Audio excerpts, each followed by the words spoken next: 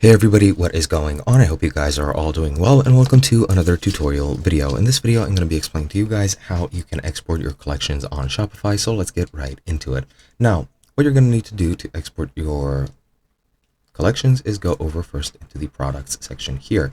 Now, as you'll see, if I go into collections, I have a couple of collections. One is the homepage and one is the test. Both have exactly the same product, but as you'll see, there is no export button on this page. For this, we're going to need to go back into products, and here we do have our export page. Now, what you're going to want to do is you're going to select all the items manually from your collection, and sadly, this is the only available way.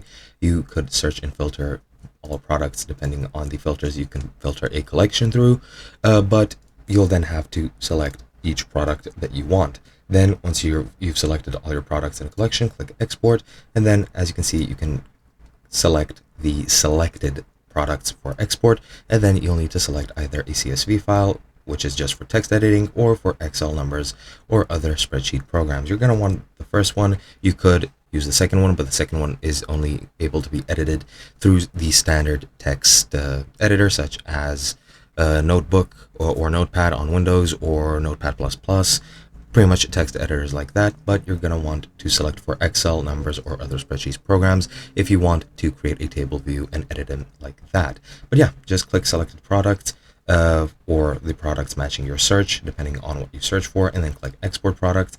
And once you do that, it'll export one product, and it'll export it as a CSV, which you can download. Now, you could probably get a email as well.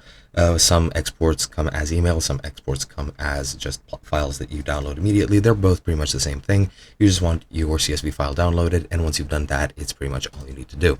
Hope you guys enjoyed, and I'll be seeing you guys in another video.